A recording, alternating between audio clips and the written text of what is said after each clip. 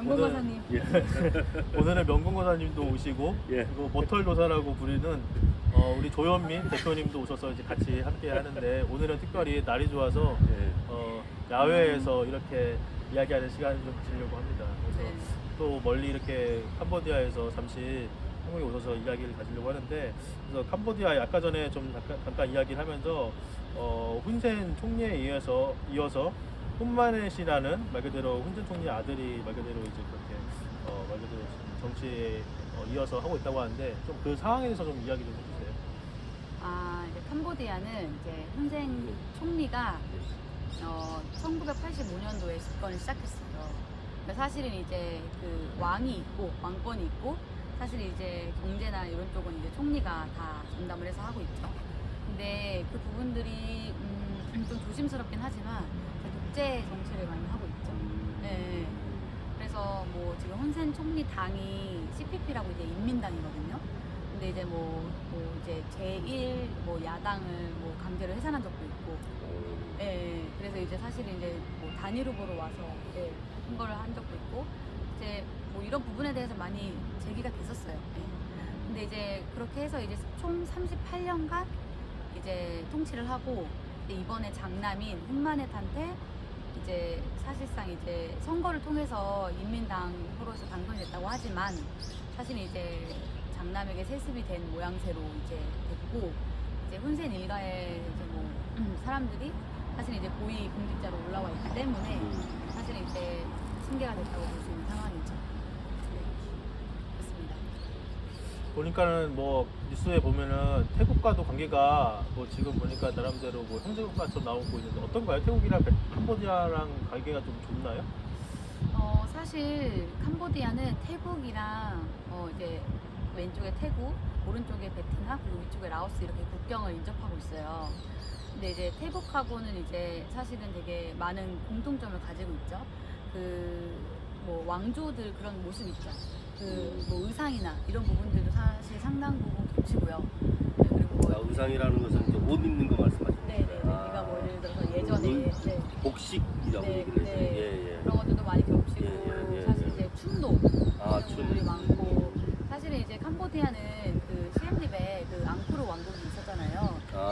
네. 그리고 이제 그 왕국이 사실 되게 컸는데 예. 많은 부분이 이제 태국 땅이랑 뭐 이렇게 라오스 땅 일부까지도 다 그 앙코르 제국이었어요. 그래서 이제 역사적인 뿌리도 가깝고 물론 제가 이제 뭐 역사적으로 조예가 더 깊으신 분들은 뭐 이미 뭐 댓글로 많이 달아주시겠지만 제가 가서 몸소 느낀 바로는 이제 태국의 문화를 되게 좋아하고 태국의 연예인도 되게 좋아하고 그리고 상대적으로 비엔남하고는 이제 그 국경을 맞닿고 있지만 우리 한일 관계처럼 이렇게 조금 껄끄러운 관계들이 있어요. 그래서 어디 그러니까 그 베트남과. 태국하고 베트남가요? 네, 캄보디아와 베트남이요. 네. 그래서 오히려 태국은 되게 친하고 베트남한테는 살짝 이제 안 좋은 이제 뭐 이렇게 감정들이 남아 있죠. 그래서 실제로 저와 같이 이제 갔던 언니가 시장에서 어디 나라 사람이야 이렇게 물어본 거예요. 그래서 장난으로 이제 한국 사람 같이 안 생겼거든요, 그 언니가. 그래서 나 베트남 사람이야 이랬더니 갑자기 물건을 다 안 팔고 시장에서 내쫓는 거예요. 그래서 이제 저희도 이제 그때 되게 당황했거든요. 그래서 이제 그냥 장난을 친 건데 그래서 이런 감정들이 좋지 않구나 이런 생각을 하고 있고 실제로 그 훈센 총리의 아내분이 베트남 사람이에요. 네네. 그리고 이제 훈센 총리가 이제 집권할 당시에 사실 많은 경제적 이권을 베트남이 가져갔어요. 네, 그러다 보니까 이제 그런 반감들도 가지고 있고 아무래도 그리고 뭐 그런 예시 중에 하나가 이제 캄보디아에서 이제 유명한 맥주가 앙코르 맥주라는 게 있는데 그 앙코르 맥주, 그 앙코르라는 말은 사실은 캄보디아 사람들에게 되게 자부심을 갖는 말이거든요. 근데 그 앙코르 맥주가 사실 베트남 맥주예요. 그러니까 이제 뭔가가 이제 좀 마음이 조금 안 좋은 마음들이 반감들이 생길 수 있죠. 그리고 이제 이런 거죠. 역사적으로는 그 땅까지 다 우리가 통치했었어. 사실 지금 경제적으로는 베트남이 캄보디아보다 훨씬 더 뭐 GDP라든지 이런 부분에서 훨씬 더 앞서고 있거든요. 기술력이라든지. 그러니까 이제 서로 약간 무시하는 부분들이 있는 것 같아요. 지금은 우리가 더 잘 살아. 하지만 역사적으로는 우리가 통치했어. 약간 이런 식의 마음들이 있는 거죠. 그러면은 네네. 이 베트남을 싫어하는 뭐 다양하게 있을 수 있겠지만 문화적으로도 그렇고 역사적으로도 그렇고 베트남을 싫어하는 이유 중에 하나가 지금 훈센 총리가 캄보디아가 지금 국민들한테 반감을 사고 있다라고 봤을 때 그렇다 그러면은 그 훈센 총리의 부인이 이제 베트남 이제 분이시다. 베트남이 이제 국적이시다. 아니면 이제 그쪽 출신이다 그러면은 그것도 상당히 뭐 싫어하는 베트남을 싫어하는 그것도 있긴 있겠네요. 그렇죠. 근데 이제 여기서 사실은 예. 훈센 총리를 좋아하는 사람도 있고 싫어하는 사람도 있어요. 왜냐면 우리도 똑같잖아요. 예. 근데 캄보디아가 왕을 엄청 사랑해요. 왕가를 너무 사랑하기 때문에 예, 그런 마음이 이제 들 수 있는 거죠. 그러면은 네네네. 그런 어머, 왕을 머털 돋아? 머리가 다 올라가서. 네, 어머 이거. 어이구 네, 오늘 자연스럽게. 뭐 자연스럽게 머털 돋아 예, 예. 헤어스타일 자꾸 되네요. 네, 네. 그런데 그러면은 한 가지 좀 여쭤보고 싶은 것이 네. 꽤 오랜 동안 훈센 총리가 이제 집권을 하고 아들까지 이제 승계가 된다 그러면 그거는 왕의 계승과도 같은 거잖아요. 그렇다 그러면은 한 나라에 두 사람의 왕이 있는 것하고 비슷하지 않습니까? 그 왕이 승인을 해야지만이 총리가 되는 게 아닌가요? 근데 사실은 이제 여기서 이제 뭐 대통령제랑 입헌국제가 나뉘는 것처럼 이제 일본 같은 경우도 총리가 이제 대부분의 어떤 경제와 외교권들을 이제 그렇죠. 의사결정을 하고 예. 있고 사실 이제 천황은 왕은 이제 일본 왕은 그렇죠. 천황이라는 직책은 천황이라는 직책은 이제 상징적이죠. 상징. 네. 그리고 이제 예. 네, 그 약간 핏줄로서 상징을 가지고 있고 예, 사실은 예. 사랑을 받잖아요. 예.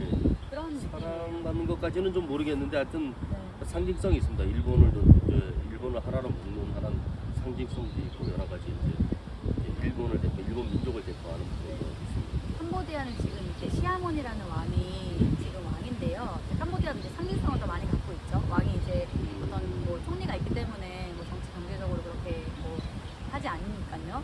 근데 이제 그 시아모니의 그 아버지 이름이 시아누크예요. 근데 그 시아누크. 네. 근데 그 시아누크 왕이 사실은 이제 캄보디아 전 국민이 너무 사랑하는 왕이에요. 그 왕과 왕비가 되게 자유로웠다고 해요. 네. 옛날에 박정희 대통령 때 시아누크 왕하고 같이 뭐 이렇게 없었던 것도 기억이 나요. 네네네 맞아요. 실제로 예, 그런 교육도 예, 예, 있었고 그 실제로는 예, 이제 예. 캄보디아 하시면 가장 잘 아는 사건이 이제 킬링필드인데 킬링필드 사건 때 사실은 시아누크 왕이 예. 북한에 피신을 가 있었어요. 그래서 그래요? 네, 피신이 네. 가 있었어. 네, 네. 새로운 얘기네. 그거. 그래서 오. 사실은 이제 북한에 대한 이제 고마움과 예.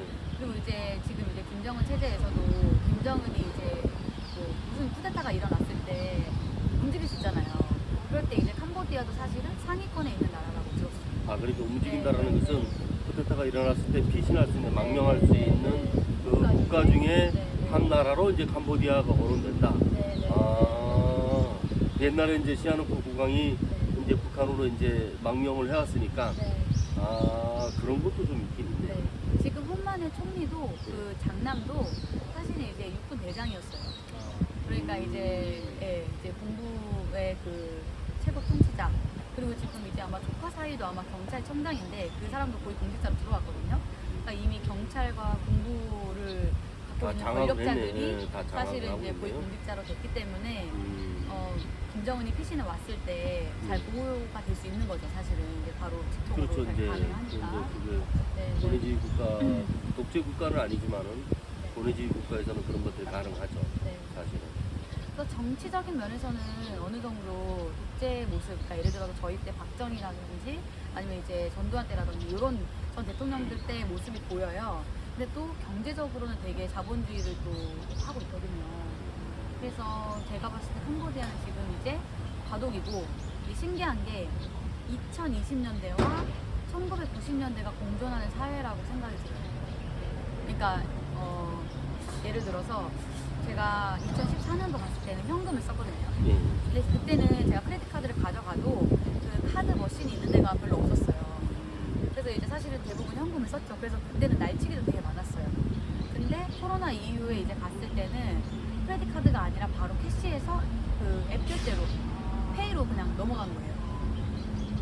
네.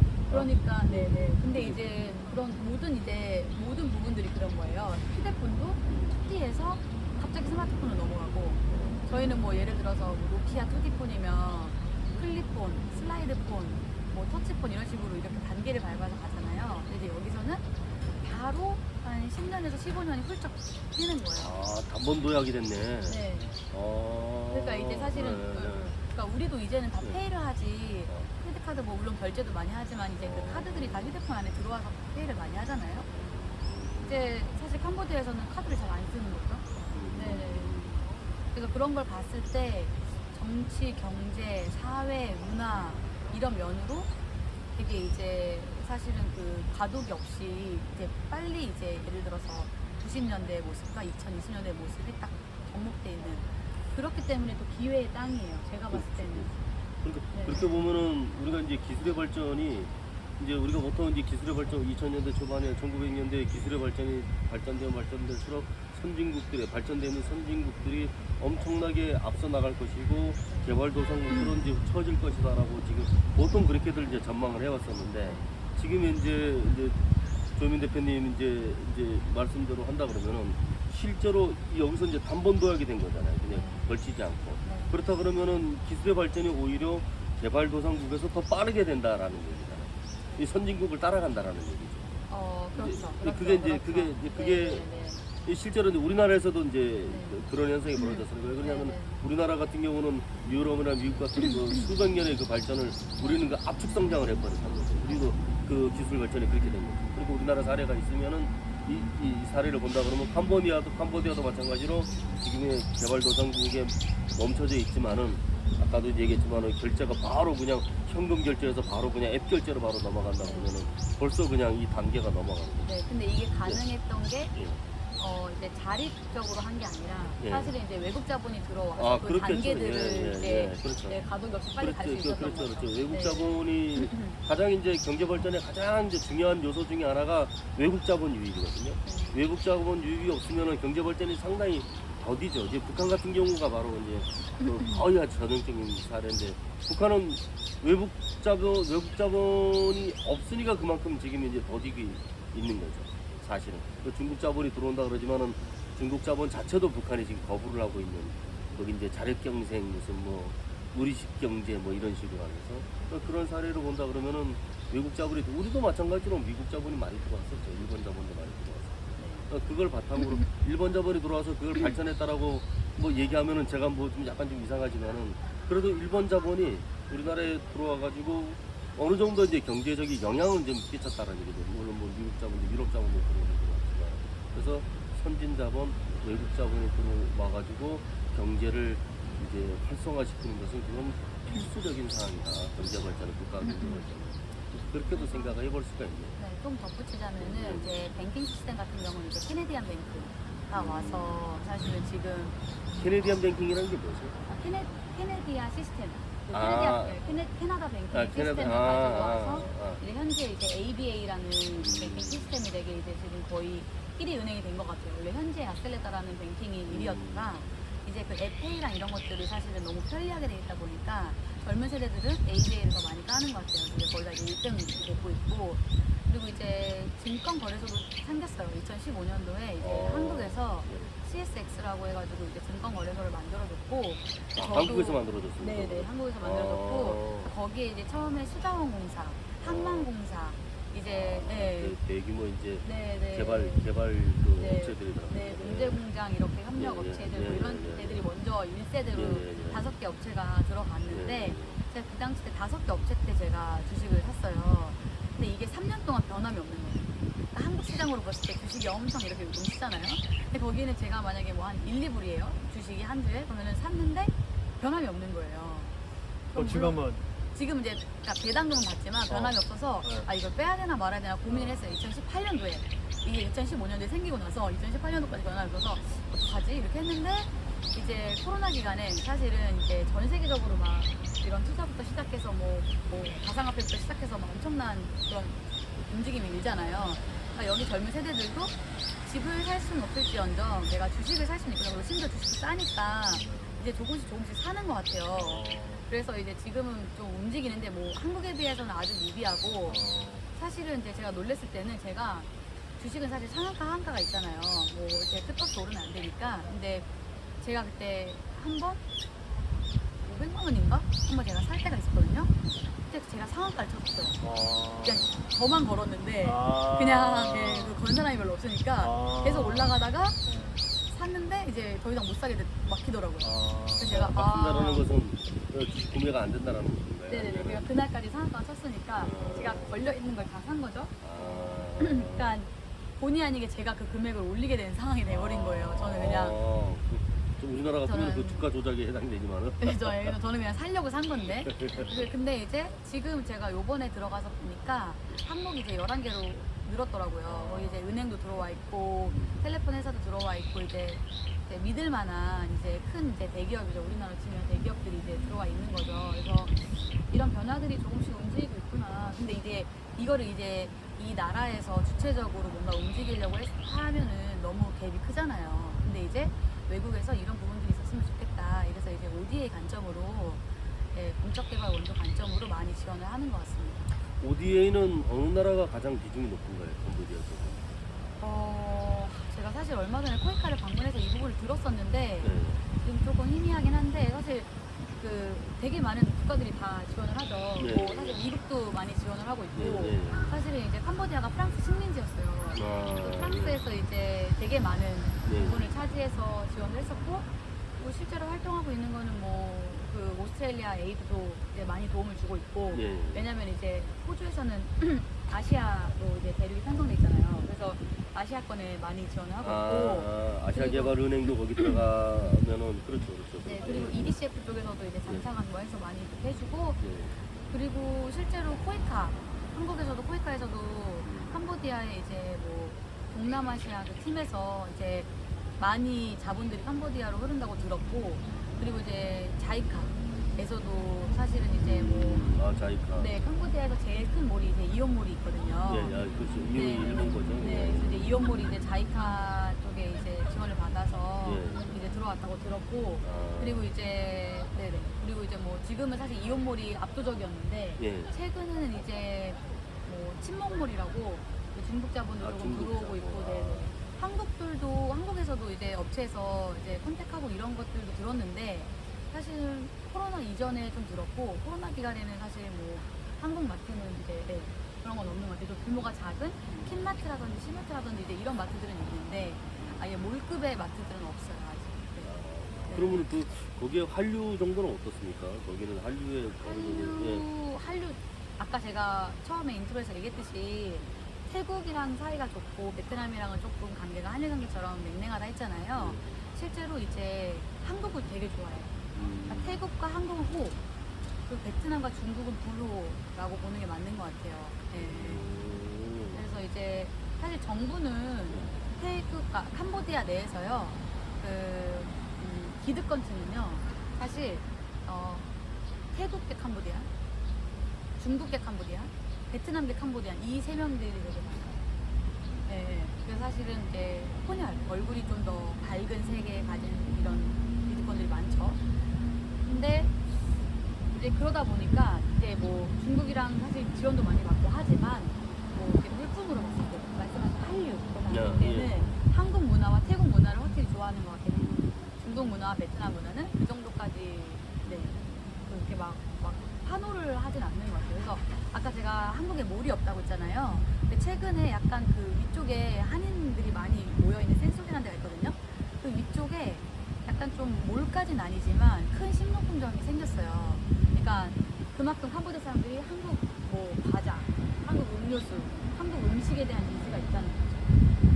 네, 그래서 지금 뭐 그러면 그 한류가 앞으로 퍼질 가능성이 있다는 겁니까? 아니면 지금 한류가 퍼졌는데 지금 그 상태로 있다라는 얘기예요? 한류는 사실 근데 그게 코로나 한국 때 사람들은 이제 좀 관심을 가지시니까 한국 사람들은 우리 한류에 대해서 상당히 자부심 많이 가지고 있습니다. 그런 걸 좀 궁금 많이 할 것 같아요. 네. 2014년에 저는 처음 갔으니까 10년간 있었잖아요.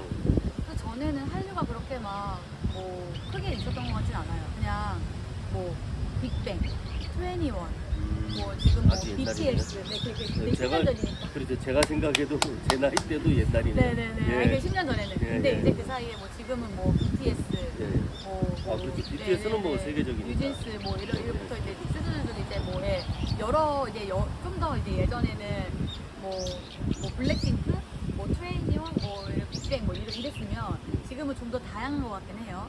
예, 근데 예전보다는 더 많이 한류 열풍이 있는 것 같거든요. 근데 캄보디아 자체가 사실은 그렇게 다른 나라들에 비해서 아직 그 소비 시장이 크다고 볼 수는 없어요. 근데 네. 그건 개방성 때문에 그렇습니까? 아니면은 예를 들어서 이제 국가가 이제 외국에 대한 문물을 갖다가 개방을 하는데 법적인 뭐 제재를 가한다거나 이런 아니면은 뭐 특정 국가에 이제 개방을 이제 뭐 터부시해 가지고 정책을 하는 옛날에는 우리나라 그랬었어요. 근데 어떤 문화나 종교 이런 네. 부분들은 네. 덜한 것 같아요. 근데 이제 좀 예민한 부분은 정치?